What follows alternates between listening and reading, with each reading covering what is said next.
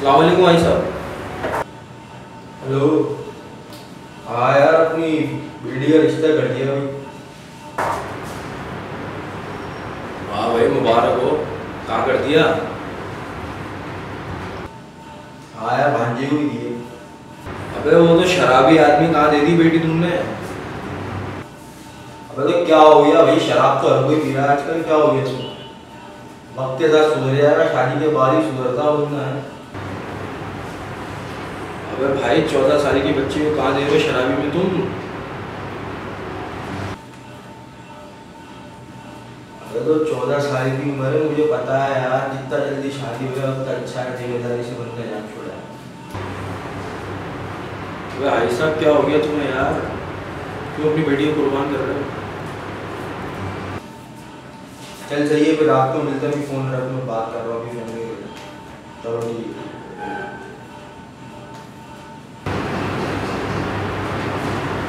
अजीब आदमी है यार, बेगैरत लोग।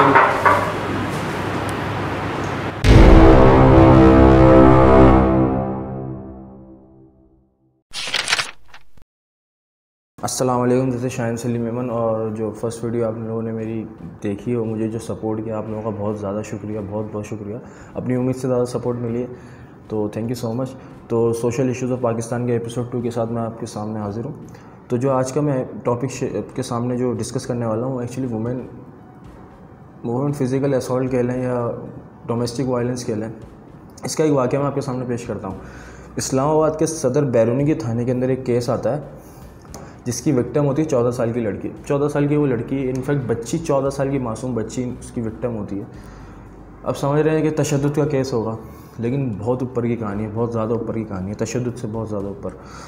एक्चुअली सीन ये होता है कि उसके जब केस आता है, तो जब पुलिस जब इन्वेस्टिगेट करती है, तो उसके वालिद साहब से पता चलता है कि उसके वालिद ने अपनी बेटी की शादी जो है वो अपने भांजे के साथ की है। अपने सगे भांजे के साथ उसकी शादी की थी और रोज़ाना वो तशद्दुद का निशाना बनाता था। लेकिन जो असल वाक़या पेश आया, जो मैं आपके सामने डिस्कस कर रहा हूँ, जो ऊपर की कहानी है, वो एक्चुअली ये है कि उस बंदे ने, बादशाह खान नाम का एक बंदा है, जिसने अपनी 14 साल की बीवी को बहुत बुरी तरीके से तशद्दुद किया और ऊपर से घर से बाहर निकाल दिया, वो भी बरहना, यानी बिना कपड़ों के घर से बाहर निकाला। वो मासूम बच्ची घूमती रही पूरे मोहल्ले के अंदर, अपने पड़ोसियों से कपड़े तलाश किए, उसने कपड़े उनके पहने, पड़ोसियों ने उसकी इज़्ज़त को ढांपा। उसके वालिद से पता चला कि वो बंदा रोज़ाना तशद्दुद का निशाना बनाता था।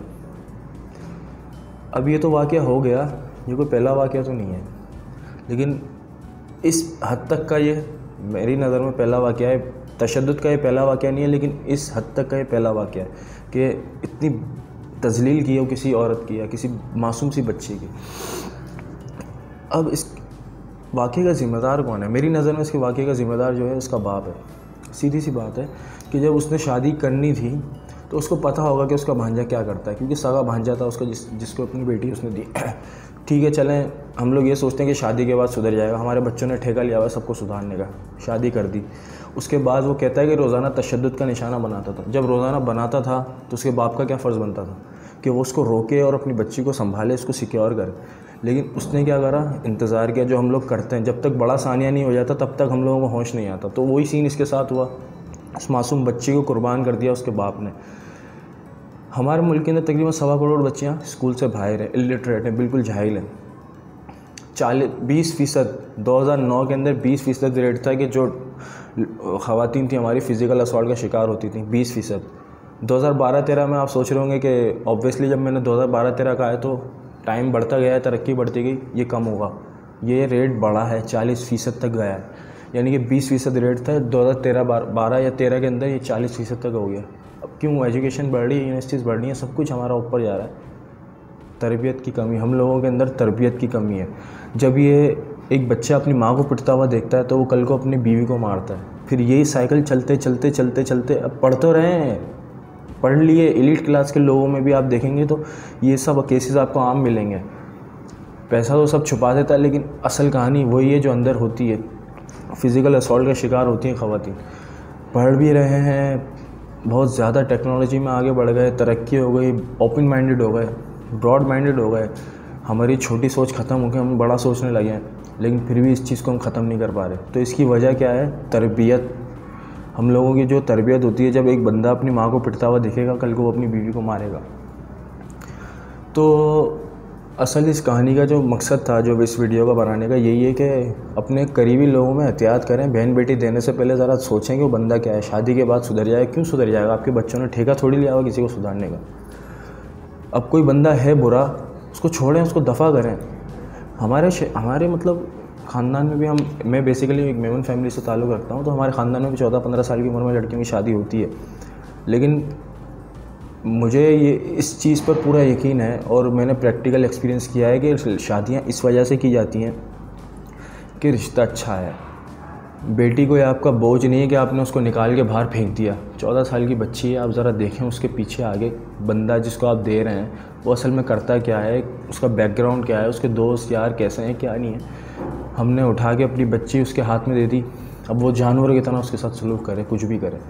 तो खुदारा अपना ख्याल रखें, अपने बच्चों का, छोटे बहन भाइयों का। प्लीज़ इस चीज़ पर कंसंट्रेट करें कि शादी सब कुछ नहीं होता, शादी के बाद असल ज़िंदगी शुरू होती है। और वो ज़िंदगी अगर तशद्दुद में चले तो मैं समझता हूँ कि इससे बेहतर है कि अपनी बहन बेटियों को दफना दें।